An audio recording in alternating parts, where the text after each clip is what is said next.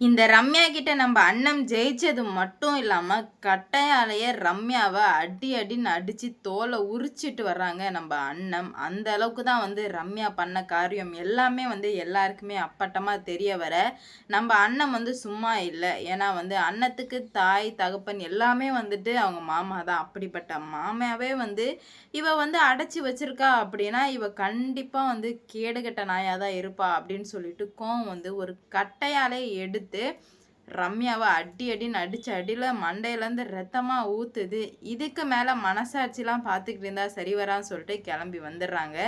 என்ன எப்படி உண்மையெல்லாம் தெரிய வந்தது அப்படின்னு சொல்லிட்டு தாங்க இந்த வீடியோல பார்க்க போறோம். சண்முகம் வந்து இப்போ வெளியே வந்துடுறாங்க.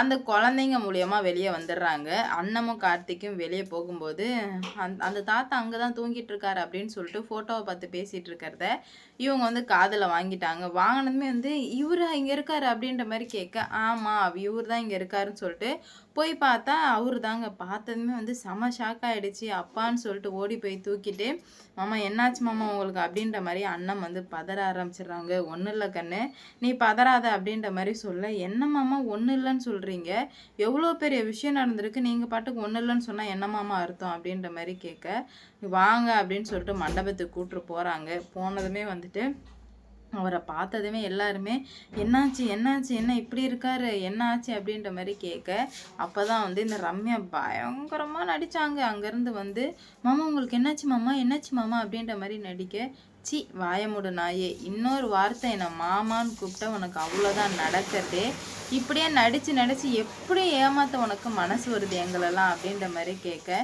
நான் ஒன்றும் பண்ணலையே, இது எல்லாத்தையும் பண்ணது உங்கள் மருமக அண்ணன் தானே அப்படின்ற மாதிரி சொல்ல சண்முகத்துக்கும் வந்துடுது. ஏய் மரியாதையாக இருந்துக்கோ, அது என் வீட்டு கொலசாமி, அது வந்துட்டு என்ன கடத்துன்னு சொன்னால் அந்த கடவுளுக்கு கூட அடுக்காது அப்படின்ற மாதிரி சொல்லவுமே, இங்கே பாருங்க சரவணன் உங்கள் அப்பா என்னை நம்ப மாட்டேன்றாரு அப்படின்ற மாதிரி சொல்ல, அப்போ தான் வந்து அண்ணன் சொல்கிறாங்க, இங்கே பாருங்க பெரியத்தான், இதுக்கு மேலே நம்பாமல் இருந்தீங்கன்னா அது வந்துட்டு ரொம்ப பெரிய இழப்பாயிடும், இதுக்கு மேலேயாச்சும் நம்புங்க, மாமா உயிர் பொழைச்சி வந்திருக்காரு அப்படின்ற மாதிரி சொல்லவுமே சண்முகம்கிட்ட வந்து சரவணன் கேட்குறாங்க, உங்களை யார் தான்ப்பா கடத்தினது, இந்த அண்ணன் தானே கடத்தினது அப்படின்ற மாதிரி சொல்ல, சி வாய முடுங்க, எப்படி உங்களுக்கு அண்ணன் தான் என்னை வந்து கடத்திருப்பா அப்படின்னு சொல்லிட்டு உங்களுக்கு எப்படி வந்து இப்படி பேசுறதுக்கு வந்து மனசு வருது அப்படின்ற மாதிரி கேட்க, இல்லை எனக்கு தெரியும் உங்களை கடத்தினது அண்ணன் தான் அப்படின்ற மாதிரி சொல்லுவோமே. உடனே சண்முகம் இருந்துக்கிட்டு, இந்த வீட்டில் இதுக்கு மேலே வந்து நான் இருக்க மாட்டேன், நீங்கள் எப்படி வாழணுமோ வாழ்ந்துக்கோங்க அப்படின்ற மாதிரி சொல்லவுமே இந்த ரம்யா வந்து சரி நாங்கள் வாழ்ந்துக்கிறோம் அப்படின்ற மாதிரி சொல்கிறாங்க. சரவணனோ இல்லை செண்பகவல்லியே வந்து சொல்லலை, இது வந்துட்டு அவன் சொல்ல ரம்யா சொல்லவுமே கோவம் வந்துடுது. அப்போ தான் வந்து நீ வாழ்ந்துக்க போறியா அப்படின்னு சொல்லிட்டு ஒரு கட்டையை எடுத்து அடித்து அடியில் ரத்தமாக ஊற்றுது. அண்ணத்துக்கு இவ்வளோ கோவம் வரும்னு யாரும் எதிர்பார்க்கவே இல்லை. அப்போ தான் அண்ணன் சொல்கிறாங்க, இதுவே கடைசியாக இருக்கணும், இன்னொரு வாட்டி என் குடும்பத்துக்குள்ளே வந்தேன்னா நடக்கிறதே வேறையாக இருக்கும் அப்படின்ற மாதிரி சொல்லவுமே, என்ன சரவணன் பார்த்துட்ருக்கீங்க அப்படின்ற மாதிரி சொல்ல, என்னால் எதுவுமே பேச முடியல மேடம் அப்படின்ற மாதிரி சொல்கிறாங்க.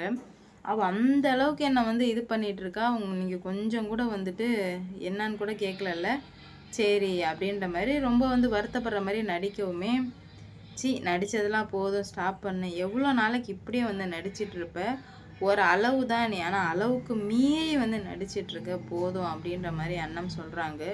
மண்டையில் அடித்ததை நான் கொலை பண்ண கூட ஒன்று தயங்க மாட்டேன், அந்த அளவுக்கு நான் கோபத்தில் இருக்கேன், இங்கேருந்து போயிடு அப்படின்ற மாதிரி சொல்லவுமே, நான் எதுக்கடி போகணும், என்னாலலாம் போக முடியாது, எனக்கு சரவணன் வேணும் அப்படின்ற மாதிரி சொல்ல, சி உனக்கு சரவணன் வேணுமா, அவன் சத்தியம் பண்ணி சொல்லு, உங்கள் அம்மா மேலே சத்தியம் பண்ணி சொல்லுன்னு சொன்னதுக்கு, ஏன்னா அது அவங்க அம்மான்றதுனால இவளால் சத்தியமே பண்ண முடியல. உடனே வந்து கேட்குறாங்க, சத்தியம் பண்ணுங்க மேடம் அப்படின்ற மாதிரி சொல்ல, அப்போ தான் வந்து அண்ணன் எல்லாத்தையுமே சொல்கிறாங்க, இவளுக்கு இங்கே பழி வாங்கணும் அவ்வளோதான், மித்தபடி உங்கள் மேலேயோ நம்ம வீட்டு மேலேயோ எந்த இன்ட்ரெஸ்ட்டுமே இல்லை, நீங்கள் மறுபடியும் இவளை நம்பி நாசமாக போகிறதா இருந்தால் போங்க, ஆனால் இதுக்கு மேலே நான் வந்துட்டு நாசமாக போக விரும்பலை,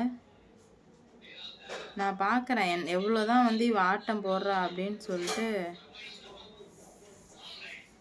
நான் பார்க்குறேன் அப்படின்ற மாதிரி சொல்கிறாங்க. என்ன பண்ணுறது ஏது பண்ணுறதுன்னு தெரியாமல் வந்து முடிச்சிட்ருக்காங்க.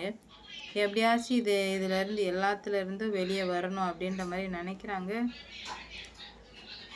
ஆனால் அவங்களுக்கு தெரில என்ன பண்ணுறது போகிறது அப்படின்ற மாதிரி சுத்தமாக புரியாமல்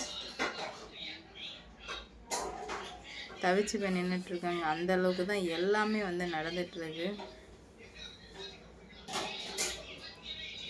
என்ன நடக்க போகுது ஏது நடக்க போகுது அப்படின்னு சொல்லிட்டு வெயிட் பண்ணி பார்க்கலாம். நம்ம அண்ணன் இந்த ரம்யாவை அடித்தது யாருக்கெல்லாம் வந்து பிடிச்சிருந்ததோ அவங்கெல்லாம் வந்து மறக்காமல் வந்து கமெண்டில் சொல்லிட்டு போங்க. ஏன்னா இவ்வளோ நாளாக அண்ணன் வந்து பொறுமையாக இருந்துட்டு இருந்தாங்க. ஆனால் இதுக்கு மேலே வந்து பொறுமையாக இருக்கவே முடியாது அப்படின்ற மாதிரி தெளிவாக நடந்துக்கிறாங்க. அதனாலே வந்து நிறைய விஷயங்கள் வந்து நடக்கிறது இருக்குது. என்ன நடக்க போகுது ஏது நடக்க போகுது அப்படின்னு சொல்லிட்டு வெயிட் பண்ணி பார்க்கலாம்.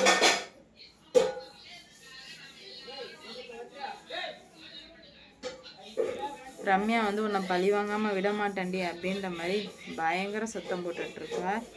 உன்னால் முடிஞ்சதை பார்த்துக்கோ அப்படின்னு சொல்லிட்டு நம்ம அண்ணன் வந்து சவால் விடுறாங்க. இதனாலே வந்துட்டு எவ்வளோதான் வந்தாலும் போனாலும் நான் பார்த்துக்கிறேன் அப்படின்னு சொல்லிட்டு ஒரு ஸ்ட்ராங்கான முடிவு எடுத்துட்டு இருக்காங்க. ஆனால் வந்து இந்த ரம்யா இவளை இதுக்கு மேலே நம்மனா சரி வராது, நம்ம தான் வந்து ஏதாவது ஒன்று பண்ணணும் அப்படின்ற மாதிரி நல்லாவே வந்து புரிஞ்சுக்கிறாங்க. என்ன ஆக போகுது ஏது ஆக போகுது அப்படின்னு சொல்லிட்டு வெயிட் பண்ணி பார்க்கலாம்.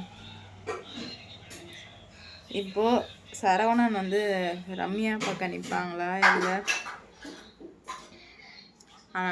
சண்முகம் பக்கம் நிற்பாங்களா அப்படின்னு சொல்லிட்டு வெயிட் பண்ணி பார்க்கலாம். ஏன்னா இவ தான் கடத்தினது அப்படின்னு சொல்லிட்டு உண்மை எல்லாருக்குமே வந்து தெரிய வந்துடுச்சு.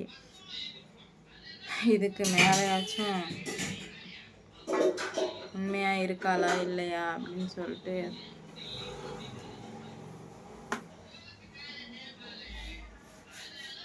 பார்க்கலாம். லைக் பண்ணுங்கள், ஷேர் பண்ணுங்கள், மறக்காமல் சப்ஸ்கிரைப் பண்ணிக்கோங்க. அப்போதான் நான் போடுற வீடியோ நோட்டிஃபிகேஷனாக வரும்.